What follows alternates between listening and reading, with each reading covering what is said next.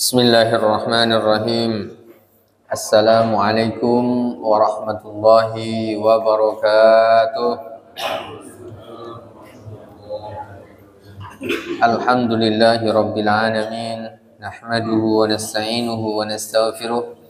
Wa na'udzu billahi min shururi anfusina wa min sayyiati a'malina. Man yahdihillahu fala mudilla lahu ومن يضلل فلا هادي له أشهد أن لا إله إلا الله وأشهد أن محمدا عبده ورسوله اللهم صل على سيدنا محمد وعلى آله وأصحابه ومن سار على نهجه إلى يوم القيامة أما بعد. Hadirin hadirat yang dimuliakan Allah Subhanahu wa taala, alhamdulillah wa syukurillah, pada subuh yang cerah ini Allah berikan kesempatan kita hadir di masjid ini, di majlis ini untuk melaksanakan salat subuh berjamaah, dilanjutkan mengikuti kajian tafsir. Semoga hadirnya kita di majlis ini dicatat oleh Allah Subhanahu wa taala sebagai pemberat timbangan kita di yaumil mahsyar kelak. Amin amin ya rabbal alamin. Hadirin hadirat yang berbahagia, mari kita mulai kajian kita bersama-sama membaca Ummul Kitab Al-Fatihah. A'udzubillahi minasyaitonir rajim. Bismillahirrahmanirrahim. Ya na'budu wa iyyaka nasta'in.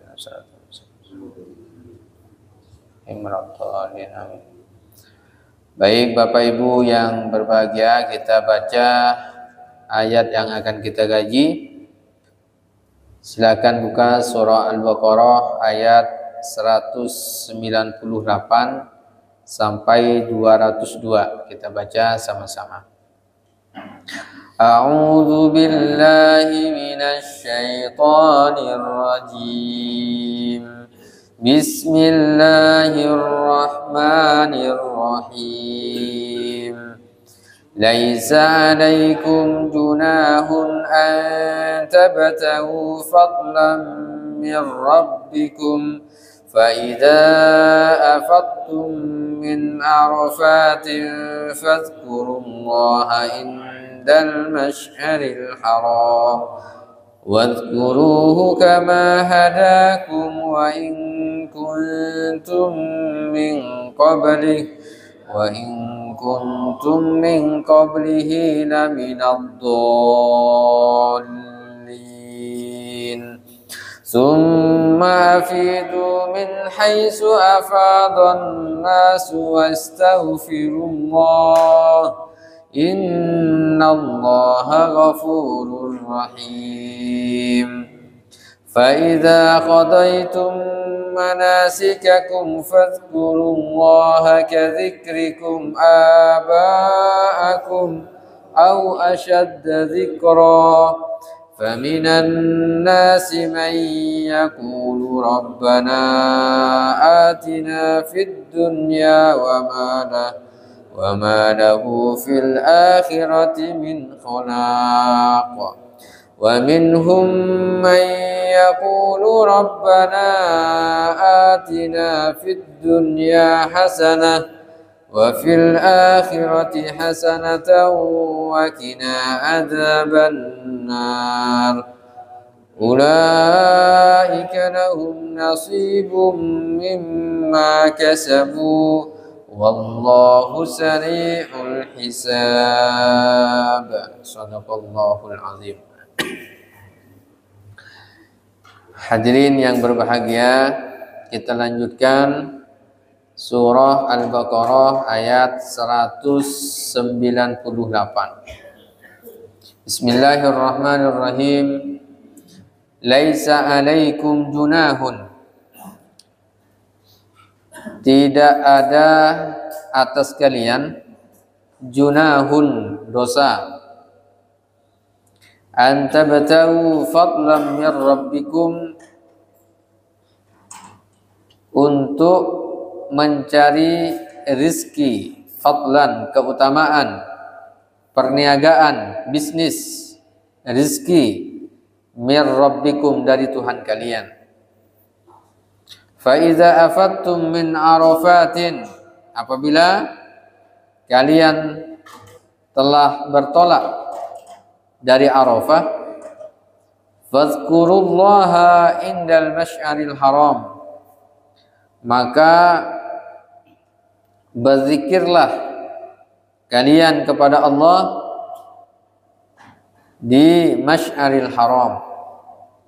Wazkuruhu, dan perbanyaklah berzikir, menyebut, mengingat Allah Subhanahu wa taala, kama hadakum, yang telah, sebagaimana yang telah ditunjukkan kepada kalian, dibimbingkan kepada kalian, wa in kuntum min qablihi laminadh-dhallin, sekalipun kalian sebelumnya termasuk orang-orang yang tersesat.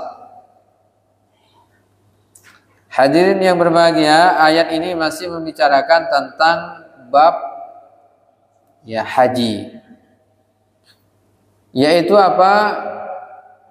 Ketika orang telah melaksanakan ibadah haji, nah di antara asbabun nuzul dari ayat ini adalah ada berapa banyak hadis yang menjelaskan, di antaranya para sahabat Rasul Shallallahu Alaihi Wasallam ketika setelah selesai melaksanakan ibadah haji, mereka ini tidak mau berbisnis, tidak mau berjual beli, tidak mau berniaga, karena mereka menganggap itu adalah perbuatan dosa, dan itulah yang terbiasa dilakukan oleh orang-orang jahiliyah sebelumnya. Lalu kemudian yang mereka ini bertanya kepada Rasulullah SAW. Setelah itu Rasulullah mendapatkan ayat ini. Ada juga redaksi hadis yang kedua yang membicarakan tentang asbabu an-nuzul, sebab turunnya ayat ini, yaitu ada di antara orang-orang yang di antara para sahabat yang memahami bahwa antara ibadah dan haji, ibadah haji ini dengan bisnis itu sesuatu yang berbeda, maka tak boleh dicampur aduk. Jadi artinya ibadah ya ibadah, kemudian bisnis ya bisnis nanti setelah pulang ke rumah. Tapi kemudian turunlah ayat ini. Laisa 'alaikum junahun an tabtagu fadlan mir rabbikum. Maka kata Allah, fa idza afattum min arafatin, kalau kalian sudah selesai dari Arafah, maka sudah bisa melaksanakan aktivitas di luar ibadah. Nah, yang paling utama di sini ini laisa 'alaikum junahun, boleh, bukan diperintahkan. Boleh bagi yang mau berbisnis, yang mau berbicara, yang mau berdiskusi begitu. Sudah bisa. Wazkuruhu, tapi perintahnya di sini wazkuruhu, perbanyak zikir, perbanyak mengingat Allah setelah melaksanakan ibadah haji. Hendaknya apa? Banyak-banyak mengingat Allah. Ini salah satu tanda bahwa hajinya mabrur. Ada haji mabrur, al-hajju al-mabruru laisa lahul jaza illa jannah. Haji yang mabrur itu yang diterima oleh Allah, tak ada balasan lagi baginya kecuali surga. Nah, di antara Ibnu Katsir mengatakan di antara bentuk ibadah yang kita lakukan itu diterima oleh Allah, termasuk haji kita mabrur, itu dilihat setelah melaksanakan ibadah haji. Apakah semakin taat kepada Allah, semakin rindu untuk selalu dekat kepada Allah, selalu ingin beribadah, selalu ingin berzikir kepada Allah atau tidak. Itu tanda bahwa ibadahnya diterima atau tidak. Begitu juga ibadah-ibadah yang lain. Kalau sholat kita kira-kira diterima atau tidaknya, nah kita lihat setelah sholat kita, sholat subuh nih misalnya, nanti zuhurnya semangat enggak kita melaksanakan ibadah sholat? Terus begitu. Ibadah apapun itu, kalau terulang dan semakin bersemangat kita untuk melakukannya, maka itu tanda. Itu baru tanda ya. Belum tentu juga tanda bahwa ibadah kita diterima oleh Allah. Ini ijtihad dari para ulama. Wazkuruhu kama hadakum min qablihi la minadh-dhallin.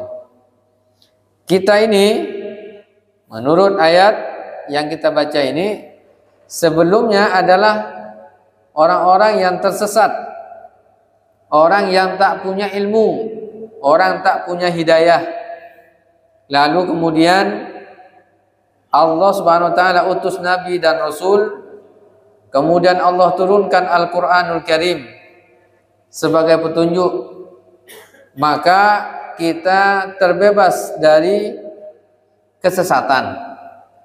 Begitu juga ini ayat ini dikatakan oleh ulama tafsir ditujukan kepada orang-orang musyrikin yang telah masuk Islam, yang dimana sebelumnya mereka berada dalam kesesatan. Setelah diutus Nabi Muhammad SAW, diturunkan Al-Quran, maka mereka menjadi muslim yang taat kepada Allah Subhanahu wa taala. Dan ini adalah bagian yang tak terpisahkan dari peristiwa haji. Dalam melaksanakan ibadah haji seharusnya apa? Semakin banyak dia berzikir kepada Allah, kemudian dia banyak taat kepada Allah, dan dia menjauhi kesesatan, penyimpangan-penyimpangan. Kalau orang dikatakan sudah melaksanakan ibadah haji kok masih melakukan maksiat yang disengaja, kemungkaran, kan biasanya ada. Kalau di sini kayaknya tidak ada ini. Contohnya tidak ada di sini, mungkin di tempat yang lain. Ada orang sudah melaksanakan ibadah haji, ini masih main judi. Sebelumnya dia pemain judi, haji dia kan, judi lagi dia. Makin hebat jaringannya. Tambah lagi ke sebelumnya banyak bermaksiat. Mohon maaf nih, banyak para artis, ya kan? Sebelumnya mereka berada dalam dunia jahiliyah. Apa tanda jahiliyahnya? Di antaranya tidak melaksanakan ibadah 5 waktunya, belum lagi halal haram, masalah aurat dan seterusnya dipamerkan. Lalu kemudian mereka haji. Setelah itu kan taubat, alhamdulillah sudah ya, alhamdulillah menutup auratnya dan seterusnya. Tapi setelah sebulan 2 bulan lepas lagi. Ya seharusnya wazkuruhu, dia banyak mengingat Allah Subhanahu wa taala. Masih banyak yang lain-lain. Ada Pak Haji yang masih nyabung ayam. Ada juga. Tidak tahu Pak Haji yang di mana itu. Nah, ini adalah bagian dari yang tak terpisahkan dari tujuan-tujuan haji itu sendiri. Nah, namun demikian ayat 199-nya Summa afidu min haitsu afadhan nasu wastaghfirullah. Kemudian bertolaklah kalian dari tempat bertolaknya orang-orang yang berada di Arafah. Ya, setelah Arafah, al-hajju Arafah. Kita ketahui bersama kata Rasulullah, haji itu Arafah. Kalau tak melaksanakannya maka dia tidak dapat hajinya. Wastaghfirullah, dan perbanyak minta ampun kepada Allah. Innallaha ghafurur rahim. Maka disunnahkan dalam melaksanakan ibadah haji, setelah selesai haji dan orang-orang yang tidak haji pun disunnahkan untuk perbanyak apa? Berzikir kepada Allah, beristighfar kepada Allah. Ini sangat luar biasa. Di antaranya apa? Ini dalam hadis nih disebutkan Sayyidul Istighfar. Sayyidul Istighfar, tuannya istighfar. Artinya apa? Ya, istighfar kan yang banyak bentuknya. Permohonan ampun kita kepada Allah. Astaghfirullahaladzim, astaghfirullahaladzim, itu ada kan?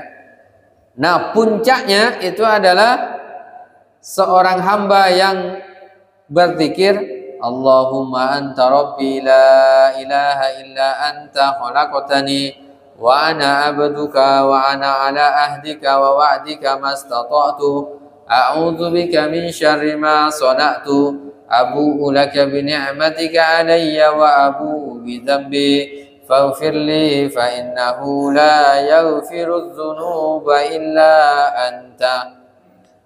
Man qalaha fi lailatin, siapa saja yang membacanya di malam hari, famata fi lailatihi, lalu dia meninggal dunia di malam hari itu, dakhalal jannata, dia akan masuk ke dalam surga.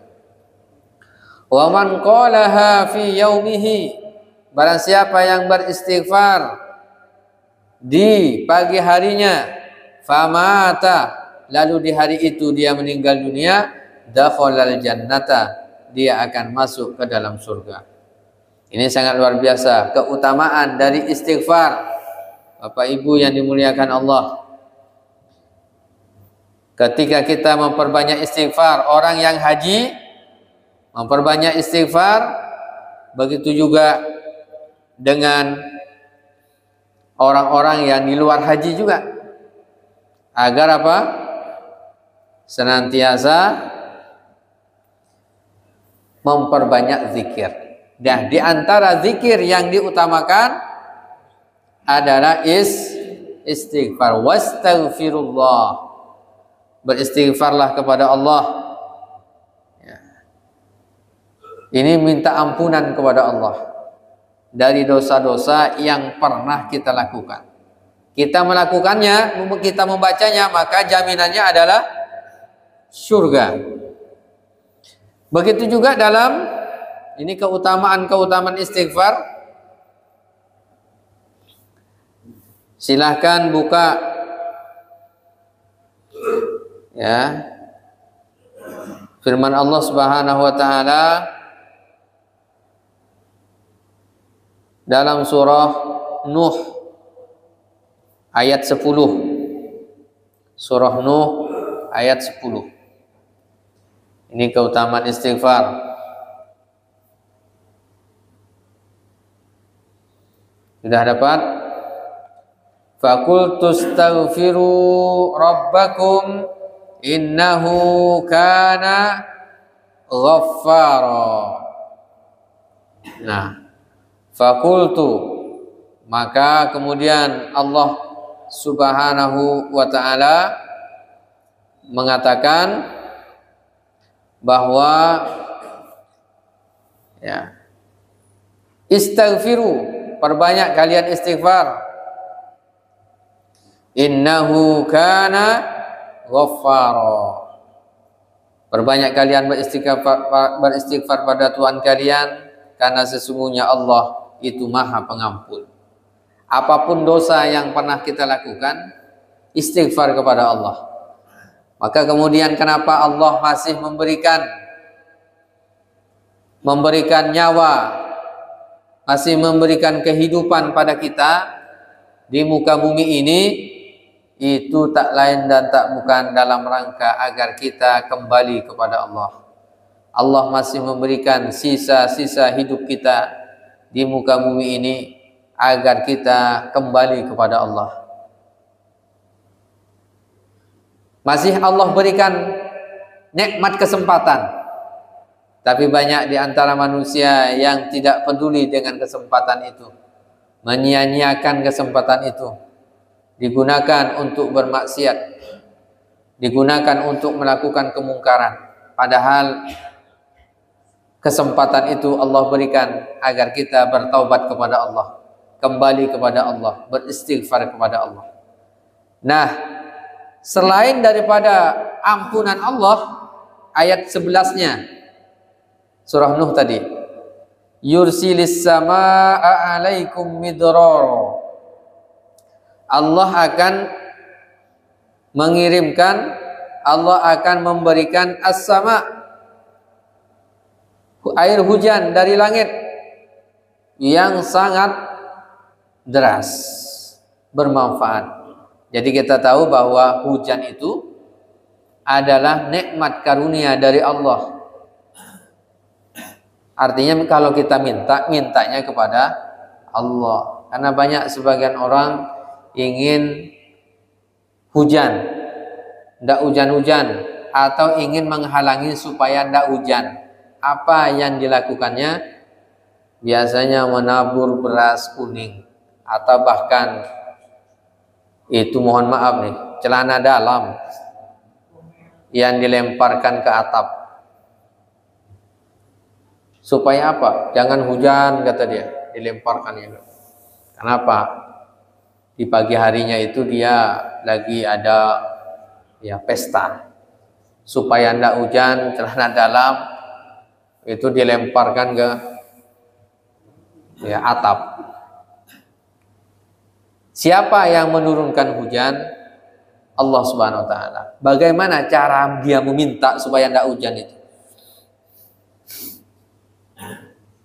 Ini sangat luar biasa ya. Seharusnya apa? Seharusnya apa yang dilakukannya? Boleh tidak? Kalau kita punya pesta, minta berdoa kepada Allah supaya tidak diturunkan hujan pada saat itu. Boleh. Caranya minta kepada Allah. Doa berjamaah, atau cari orang yang mustajab, atau orang-orang soleh. Minta tolong berdoa kepada Allah supaya hari ini tidak diturunkan di tempat kita. Itu kan dengan kemuliaan ya. Dengan kemuliaan ini banyak yang seperti itu. Atau bahkan supaya tidak hujan, dikasih paku apanya gitu ya. Pawang apa? Pawang hujan. Tapi herannya saya itu hanya terjadi di musim hujan pawang itu. Tak ada di musim kemarau. Coba kalau ada pawang itu di musim kemarau. Kayak kemarin kabut asap di Pontianak. Begitu pekat, banyak kebakaran, seharusnya kemudian di tempat lain kan hujan banyak. Geser ke sini. Dan yang hebatnya lagi itu di kampung saya. Itu ketika musim kemarau waktu tahun lalu, itu dia biasa tuh. Ketika musim hujan, itu kemudian dia menepis hujan itu kalau ada pesta. Dan ternyata di musim kemarau, orang-orang pada cari air, mikul air dari sungai. Dia pun ikut juga. Lalu kemudian saya tanya kepada beliau, Pak, kenapa kita tak geser tempat lain ke sini? Nah, dia tak bisa ini lagi. Maka pawang itu hanya terjadi di musim hujan saja. Nah, kenapa demikian? Nah, inilah dia pertanyaannya. Maka kemudian Allah yang menurunkan apa? Yang menurunkan hujan ini adalah Allah. Maka kita minta hanya kepada Allah Subhanahu wa taala. Caranya dengan adab. Ya kan? Dengan adab-adab yang terbaik. Mintanya. Misalnya supaya tidak hujan, boleh tidak kita bersedekah? Saya bersedekah dengan anak yatim dan seterusnya. Niatkan supaya Allah Subhanahu wa taala tidak menurunkan di situ. Nah, misalnya. Itu boleh tidak? Boleh. Itu bagian dari apa? Ya, tawassul. Ya, dengan amal-amal soleh kita. Nah, ini keutamaan istighfar. Satu apa? Allah akan turunkan hujan. Makanya nanti kalau dalam fikih Islam kalau tidak hujan-hujan, dia kemarau, maka disunahkan untuk sholat istisqa. Itu. Sholat istisqa ada caranya supaya turun hujan. Doa dia. Kemudian di situ perbanyak istighfar kepada Allah. Memperbanyak istighfar kepada Allah. Yang berikutnya, wa yumdidukum bi amwali wa banin. Kalau kita banyak istighfar, maka Allah akan berikan kepada kalian bani amwal. Amwal dulu, harta. Bagi yang menjadi bisnismen, maka insya Allah rezekinya dilancarkan dengan memperbanyak istighfar kepada Allah. Bukan hanya dunia yang dia dapatkan, tapi juga akhirat. Istighfar. Ya, amwal, masalah harta, perbanyak kita istighfar. Ingat kepada Allah, kan gitu ya. Bahwa Allah yang akan memberikan rezeki kepada kita. Wa banin. Banin, anak. Nah, ini menarik juga. Ketika kita ingin memiliki anak yang soleh, solehah, perbanyak istighfar. Perbanyak istighfar kepada Allah. Bisa jadi ya, anak kita mungkin belum masuk nasihat-nasihat. Itu bisa jadi karena istighfar kita belum banyak. Bisa jadi istighfar kita belum banyak. Ya. Bahkan apa? Ketika kita mau memperbanyak anak juga banyak-banyak istighfar. Kalau mau perbanyak istri ada enggak?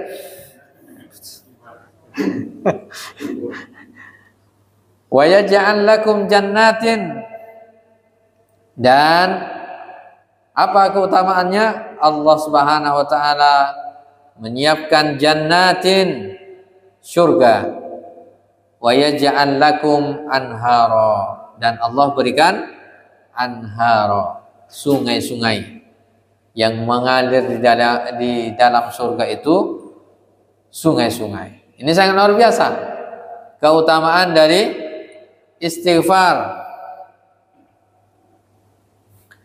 Nah, inilah yang kemudian istighfar ya, taubat kepada Allah Subhanahu wa taala itu yang selalu diucapkan oleh seorang mukmin. Maka kemudian perintahnya ayat tadi ya, wastaghfiru, agar kita beristighfar. Setelah melaksanakan ibadah haji, perbanyak istighfar. Dalam setiap saat dan waktunya kita banyak-banyak istighfar. Ya, istighfar. Aktivitas apapun itu minimal istighfar itu apa? Astaghfirullah. Pakai ha. Astaghfirullahal azim. Astaghfirullahal azim. Astaghfirullahal azim. Terus begitu. Maka disunahkan, dianjurkan. Bahkan setelah selesai sholat dianjurkan istighfar, disunnahkan. Begitu juga ketika hendak berdoa juga dianjurkan. Ini sangat luar biasa. Dalam hadis Rasulullah SAW mengatakan, man aksara minal istighfari, siapa saja yang memperbanyak istighfar, ja'alallahu lahu min kulli hammin faraja. Setiap kesulitan, masalah yang kita hadapi akan Allah berikan solusi. Wa min kulli dhaikin makhraja, dan setiap kesulitan, kesempitan yang dirasakan, maka Allah akan berikan jalan keluar. Wa razaqahu min haitsu la yahtasib, dan Allah akan memberikan rezeki kepadanya dari arah-arah yang tidak disangka-sangka. Nah, di antara rezeki yang Allah berikan adalah rezeki sehat. Ini penting. Ini juga rezeki kesehatan, rezeki kita berkumpul bersama keluarga, kita berkumpul ya dengan anak cucu kita bisa beribadah kepada Allah. Ini juga sama, ini adalah rezeki dari Allah. Berapa banyak orang yang diberikan kesehatan oleh Allah, tapi dia tak mampu untuk beribadah kepada Allah, taat kepada Allah. Termasuk waktu, ini adalah rezeki dari Allah. Kita bisa beribadah, sholat 5 waktu, bisa berjamaah, bisa mengikuti kajian. Ini rezeki dari Allah. Ini adalah rezeki dari Allah. Kita bisa melangkah kaki ke majlis taklim, melangkahkan kaki kita ya untuk membantu orang lain, melangkahkan kaki kita untuk beribadah kepada Allah, ya kan? Ini adalah rezeki dari Allah, yang dimana orang-orang banyak ya memahami bahwa rezeki itu hanya harta saja, barulah dia membaca alhamdulillah, bersyukur. Padahal apa? Rezeki bisa melihat, ya kan? Rezeki bisa melihat dengan mata kita, bisa mendengar, bisa berbicara, bisa makan, bisa minum, ya kan? Jantung kita bisa tetap berdetak, ya kan? Kaki kita bisa ya berjalan, dan seterusnya. Organ-organ tubuh kita masih berfungsi. Lama-lama rezeki yang Allah berikan itu semakin lama akan semakin diambil sedikit demi sedikit. Di antaranya adalah rezeki kekuatan kita.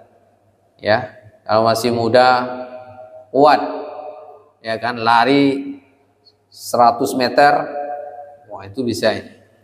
Ya, kalau sudah mulai usia ya 50 ya, atau jelita, usia jelita jelang 50 tahun ya, maka biasanya sudah ngos-ngosan, tak bisa lagi lari cepat, yang bisa jalan santai.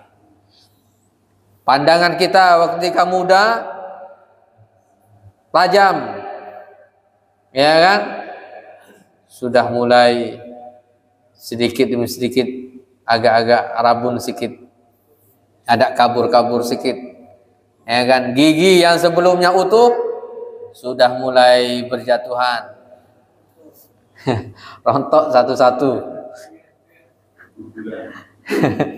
berguguran. Nah, tangan yang sebelumnya kuat sudah mulai gemetaran, ya, dan seterusnya. Itu adalah bagian apa? Memang rezeki semuanya ini kan milik Allah. Ya, sedikit demi sedikit. Ya. Sebelumnya kita bisa kuat ibadah ketika sehat, tapi sudah mulai sakit, rezeki itu sudah mulai hilang sedikit demi sedikit. Makanya dalam hadis sebutkan apa? Kita jaga 5 sebelum datangnya 5 kan? Di antaranya sehat sebelum sakit. Karena kalau sehat ini rezeki yang Allah berikan sehingga kita bisa taat beribadah kepada Allah. Karena kalau sudah sakit, rezeki itu udah hilang dah. Sulit untuk berdiri, susah, ya kan? Banyak orang mau semangat ibadah kalau sudah sakit. Itu kan banyak ya, sakit dulu baru semangat. Itu bahkan ada ketika saya ketemu sendiri, itu yang dia jarang sekali ya ke masjid. Ya, bukan daerah Pontianak. Itu jarang sekali sakit. Kemudian ya, ketika dia sakit tidak bisa berjalan, ya, pengapuran, lalu kemudian saya pengen sholat 5 waktu ke masjid. Ini kan ya memang bagus gitu, bagus. Cuman kondisi sudah tak memungkinkan. Berarti harus ada yang memapahnya. Itu pun juga mau naik motor juga susah. Nah itu, artinya itu jadi semangatnya mulai muncul ketika sudah. Nah maka kemudian hadis itu mengatakan, ya kita jaga waktu sehat kita ini sebelum datang waktu sakit. Karena ini rezeki dari Allah. Maka semua ketika Allah Subhanahu wa taala wa razaqahu min haitsu la yahtasib tadi, Allah akan berikan rezeki dari arah yang tidak disangka-sangka. Ini sangat luar biasa. Bukan hanya harta. Orang biasanya memahaminya itu harta saja yang tidak disangka-sangka.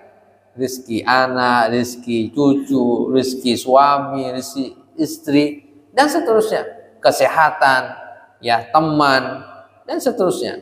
Ini merupakan keutamaan. Ketika kita banyak beristighfar kepada Allah, maka Allah Subhanahu wa taala akan memberikan ya keutamaan-keutamaannya. Nah, kemudian ayat setelahnya, ada di antara orang yang melaksanakan ibadah haji.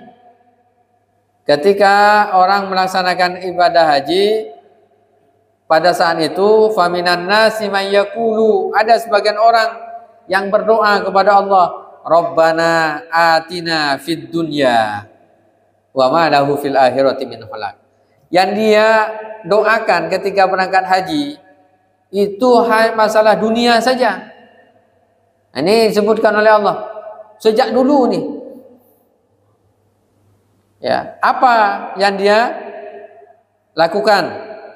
Dia berzikirnya supaya punya harta yang melimpah, rumah yang mewah, kendaraan yang mentereng, ya istri yang cantik dimintanya, anak-anak yang soleh, solehah, ya kan, kebun yang banyak, ya kan, bisnis yang ya bisnisnya yang menggurita begitu. Dan ini memang banyak. Ini banyak terjadi. Ini dalam ayat disebutkan, memang orang itu kecenderungan kalau berangkat haji niatnya atau umroh nanti doa saja, minta apapun pasti mustajab kan? Cuman yang dimintanya masalah dunia. Ada sebagian orang kata Allah yang ketika berangkat haji itu doanya dunia saja. Hanya Rabbana atina fid dunya hasanah. Itu aja. Maka kemudian turun ayat, jangan begitu doanya. Dibimbing oleh Allah. Maka kemudian apa? Rabbana atina fid dunya hasanah wa fil akhirati hasanah wa qina adzabannar. Nah ini yang disebut dengan doa sapu jagat itu. Kita dunia minta juga boleh, bukan tak boleh. Cuman jangan hanya dunia yang kita minta, kita kejar. Bahkan dalam urusan haji pun. Tapi apa? Wa fil akhirati hasanah. Bagaimana di akhirat nanti dapat hasanah. Hasanah apa? Masuk surga, diringankan ya hisabnya, diberikan naungan di padang mahsyar, ya ketika ditimbang ya amal baik dan amal buruk, Allah ya berikan ampunan kepada kita, dimasukkan ke dalam surga gitu. Jadi mempermudah jalan kita di jalan sirat al-mustaqim. Itu juga itu adalah bagian dari apa? Ya, fil akhirati hasanah wa qina adzabannar. Ditutup lagi agar kita minta kepada Allah dibebaskan dari siksa api neraka, walaupun hanya sedetik saja. Jadi kita minta kepada Allah supaya sedetik saja jangan sampai masuk neraka kita. Ini kebalikan banyak orang, tidak apa-apalah masuk neraka sebentar, yang penting masuk surga nantinya. Gambaran siksa yang paling besar itu adalah orang yang mendapatkan siksa yang paling rendah, yang paling ringan di neraka itu adalah seorang yang berdiri di atas kerikil atau sandal yang terbuat dari api neraka, yang akan membakar bagian dalam tubuh manusia dari bawah nih, bagian dalamnya sampai ke otaknya, meleleh dia. Masalah kulitnya enggak utuh, bagian dalamnya yang, dan itu selalu dilakukan. Itu kalau sekali saja itu luar biasa, apalagi berhari-hari. Yang bandingannya itu sangat luar biasa. Ya, satu hari di akhirat sama dengan 1000 tahun di dunia. Satu hari itu, kalau setengah hari aja masuk neraka. 100 tahun sama dengan 100 tahun. 1 jam masuk. 1 jam itu sudah apa? Ya sekitar berapa? 1 jaman ya. Apa? 1 harian ya. Ya berapa hari itu? Itu luar biasa siksa. Maka dalam hadis ini, dalam ayat ini jangan pernah kita merasa bahwa ya enggak apa-apalah, yang penting kita masuk surga. Biasanya gitu. Setiap muslim pasti masuk surga, betul lah? Betul. Udah, yang penting masuk surga. Ya, cuci-cuci sedikit apa-apa. Kalau bisa jangan. Berat itu. Nah, maka dalam doa ini sangat luar biasa. Untuk kebaikan dunia satu, Rabbana atina fid dunya hasanah wa fil akhirati hasanah wa qina adzabannar. Untuk akhiratnya 2. Gitu. Jadi artinya dunia ini boleh kita cari sebanyak-banyaknya, tapi dalam rangka akhirat, untuk kebaikan akhirat kita. Ya kan? Kita banyak mencari, berbisnis, boleh, silakan menjadi muslim yang kaya. Ya kan, seperti Utsman bin Affan. Tapi bagaimana itu berdampak pada kebaikan akhiratnya. Nah, ini sangat luar biasa. Jadi dalam Islam itu sangat memotivasi. Makanya dalam berbisnis, di dalam bermuamalah ada aturan-aturannya, sehingga apa? Jangan sampai dia bahagia di dunia kemudian akhiratnya tidak bahagia. Ini sangat luar biasa. Ini hasanah kebaikan, bukan hasanah nama orang. Nanti ada suami istri sholat di rumah, kemudian doa, Rabbana atina fid dunya hasanah wa fil akhirati hasanah. Kata istrinya, kenapa di dunia abang minta hasanah? Ya kan? Siapa hasanah itu? Di akhirat pun minta juga bersama hasanah.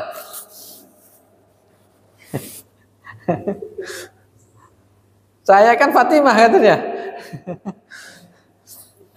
Nah, ini bukan nama orang. Hasanah ini adalah kebaikan.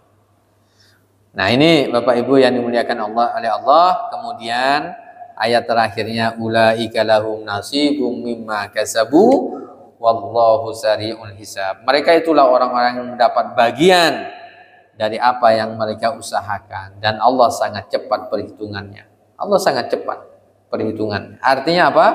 Semuanya secepat kilat. Di dunia ini pun kita secepat kilat juga. Tiba-tiba baru kemarin ketemu ada yang meninggal, kan gitu kan? Ya, baru kemarin dia ibadah, ketemu umroh, haji, barulah dia berjamaah misalnya, sudah meninggal dunia. Kemudian apa? Hisabnya juga cepat. Ya kan? Setiap amal-amal kebaikan atau keburukan yang kita lakukan. Wallahu a'lam bishawab. Ini yang bisa disampaikan.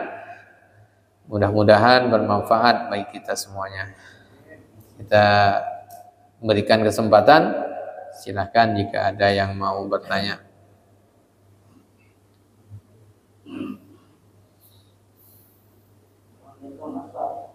Waalaikumsalam warahmatullahi. Silakan, Pak. Ini saya mau nanya masalah minta hujan. Kalau di daerah saya dulu saya suka hujan pondasian. Kalau minta hujan itu ada yang sekolah, ada yang begini Pak. Iban namanya misalnya itu. Bukan dari Pak. Dari Lipi akan melihatnya. Jadi lepas baju pakai celana doang. Ada musiknya jadi kan. Dulu saya suka, jadi itu berusaha kondak sama suka-sukanya. Kadang-kadang saya itu kalau pulang tuh masih nonton itu boleh kondak tuh Pak. Ya. Ada tuh. Iya. Gantian boxnya itu gantian. Karena luka-luka darah-darah juga. Iya. Silahkan buka surah Luqman ayat 34. Surah Luqman ayat 34. Luqman ayat 34. Innallaha indahu ilmus sa'ah. Sesungguhnya Allah di sisinya ilmus sa'ah, tentang kapan terjadinya kiamat. Tidak ada orang yang tahu, hanya Allah. Ilmus sa'ah, ilmu tentang hari kiamat, kapan datangnya hari kiamat. Wa yunazzilul ghaitsa, dan Allah yang menurunkan hujan, dan tak ada orang yang tahu kapan hujan, kapan panas.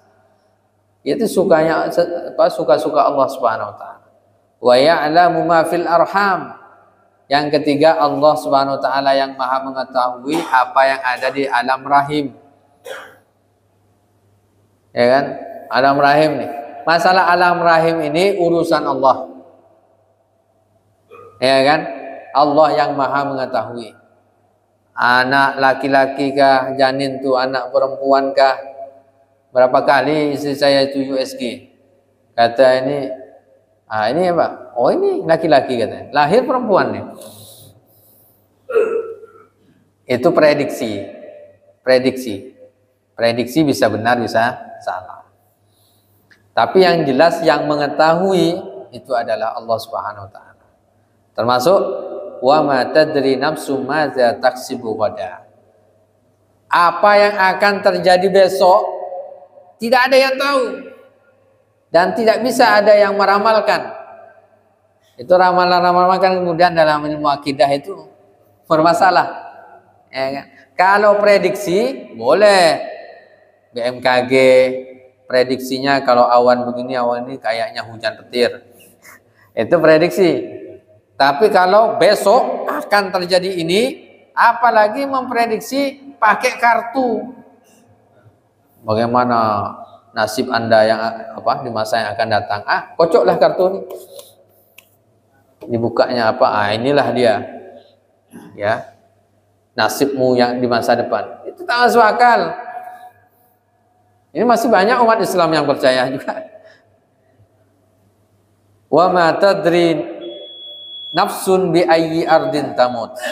Berikutnya, kita tidak tahu di bumi mana kita akan meninggal dunia. Tidak ada yang tahu. Innallaha alimun khabir. Sesungguhnya Allah yang Maha mengetahui segala sesuatu. Nah, terkait dengan pertanyaan tadi bagaimana? Yaitu tadi Pak, ini terkait dengan adat dulu ketika belum datangnya Islam. Orang itu kan ya banyak pengen turun hujan, caranya memberikan tumbal. Ya kan? Itu dulu terjadi tuh. Anak gadis yang paling cantik, apakah dia dibakarkah atau dihanyutkankah atau supaya apa? Turun hujan. Kenapa? Orang itu belum mengenal Allah. Ya kan? Belum mengenal Allah Subhanahu wa taala. Nah, setelah turun ya Al-Qur'an, diutus nabi dan rasul, dikenalkan oleh Rasulullah sallallahu alaihi wasallam. Dialah Allah Subhanahu wa taala yang menurunkan hujan, kita mintanya kepada Allah. Apalagi kalau mintanya itu pakai buka baju, pakai lidi, bakar apa lagi, itu ini kan tak sesuai. Bagaimana kalau yang dulu bagaimana nih, berdosa atau tidak? Wallahu a'lam. Ya banyak-banyak istighfar saja. Insyaallah di masa lalu dengan istighfar, perbanyak taubat kepada Allah, insyaallah Allah akan mengampuni dosa-dosa kita. Kalau masih nonton bagaimana kita? Nah, itu kalau bisa jangan menolak, karena semakin banyak nonton semakin semangat mereka untuk melestarikan itu. Nah, kalau bisa dinasehati. Nah, ini ada beberapa orang juga kita diskusi nasihat, alhamdulillah itu juga sudah ya kembali gitu ya. Nah, itu kita mengembalikan pada kefitrahan agama kita. Wallahu a'lam bishawab. Silakan, Pak. Assalamualaikum.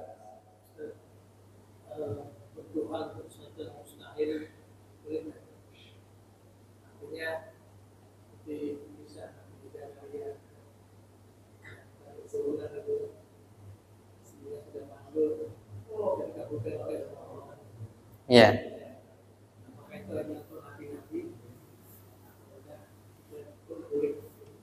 Iya. Dengan syarat apa kalau boleh itu? Nah, itu kalau misalkan tidak yakin. Ya, terkait dengan doa, boleh enggak yang mustahil kita doa? Kalau mustahil itu masih memungkinkan, itu diperbolehkan. Contoh misalnya, banyak hal-hal yang mustahil, tapi bukan hal-hal yang memang mustahil, benar-benar mustahil seperti ini misalnya, itu yang dilarang. Ya Allah, turunkanlah emas 1 kilo dari langit. Nah, itu kan mustahil tuh, yang memang tak logis. Tapi ketika Nabi misalnya dalam hitungan perkiraan manusia itu kayaknya sulit. Contoh dalam perang Badar, 300 orang melawan 1000 pasukan. Dalam matematika ini manusia itu tak bisa. Tapi karena kekuatan doa dibantu oleh Allah Subhanahu wa taala. Dan itu masih bisa diperjuangkan gitu. Termasuk ya, ini banyak dalam kisah-kisah misalnya, bukan hanya ini doanya Nabi, ini juga doa dari para sahabat. Ya. Begitu juga Nabi Zakaria. Nabi Zakaria ini ya, kemudian apa? Silakan buka ini. Silakan buka surah Maryam juz 16. Ya. Kafha ya ain sad, zikru rahmati rabbika abdahu Zakaria, yang menjelaskan tentang apa? Allah memberikan rahmat kepada hambanya namanya Zakaria. Idnada rabbahu nidaan khafiyya. Beliau ini selalu berdoa kepada Allah. Berdoa terus kepada Allah. Apa doanya? Qala rabbi, ya Allah, inni wahanal azmu minni. Ya Allah, tulang-tulangku sudah rapuh ya Allah. Sudah ada pengapuran. Wasta'ala ra'syu syaiba. Rambutku sudah memutih juga ya Allah. Walam akum bidu'aika rabbi syakiya. Tapi aku tak pernah bosan untuk selalu berdoa kepadamu ya Allah. Nah, ini sangat luar biasa. Wa inni khiftul mawaliya min wara'i, dan aku khawatir tak ada penerus risalahku yang aku bawa ini ya Allah, tak ada keturunan. Wa kanat imraati akhirah, tapi ya Allah, ini doanya. Beliau menyampaikan bahwa badannya sudah lemah, tulangnya sudah rapuh, ya, kemudian ya rambutnya sudah memutih, sudah tua artinya. Tapi kami tak pernah bosan berdoa, ya Allah. Kami ya minta keturunan untuk menjadi penerus risalah. Tapi ya Allah, istri saya Aqirah mandul, fahabli min ladunka waliya. Habli, berikan ya Allah darimu pertolongan. Yarithuni wa yarithu min ali Yaqub, yang bisa menjadi pewaris diriku dan pewaris dari keluarga Yakub. Waj'alhu rabbi radiya, ridhoi ya Allah. Maka kemudian dikabulkan, ya Zakaria inna nubashiruka bi gulamin. Padahal istrinya umurnya berapa? Dikatakan istrinya sudah tua juga, ya, 50 ke atas. Ya kan, mungkin tidak ada, ini agak sulit 50 ke atas itu hamil, tapi masih memungkinkan itu, ya. Inna nubashiruka bi gulamin ismuhu Yahya lam naj'al lahu min qablu samiyya. Nah, ini sangat luar biasa. Ya, artinya doa itu memang sangat luar biasa, kekuatan doa itu. Yang sebelumnya, makanya kemudian dalam hadis disebutkan bahwa la yaruddul qada illa du'a. Tidak ada yang bisa mengubah ketentuan Allah kecuali doa. Takdir itu kecuali doa. Kok bisa? Ya wong, yang menentukan kan Allah.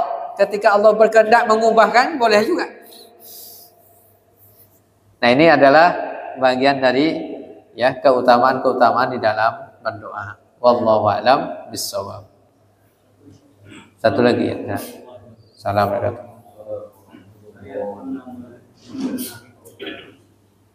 Kalau orang mau berdoa itu ada membaca doa, tapi ada juga setelah doa dia membaca istighfar lagi, baru membaca.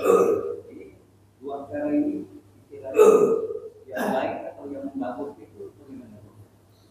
Ya, kalau diutamakan itu semuanya baik, semuanya boleh dilakukan, tetapi dalam ketentuan keutamaannya itu adalah ketika kita mau berdoa itu awali dulu kita membersihkan hati, istighfar kepada Allah, kan gitu kan. Itu yang paling utama tuh, istighfar di awal ketika hendak berdoa. Lalu baca Al-Fatihah. Al-Fatihah itu diantaranya tidak ada doa yang tertolak jika kita mulai dengan ya Al-Fatihah itu. Kemudian diawali juga dengan sholawat. Sholawat juga bagian yang tak terpisahkan dari doa. Kemudian juga pujian kepada Allah Subhanahu wa taala. Kita memuji Allah. Ya kan, setelah itu kita memuji Allah, kita kemudian berdoa supaya apa? Allah mengampuni dosa-dosa kita dulu. Istighfar, memuji Allah. Nah, setelah itu barulah kita minta apa yang kita minta.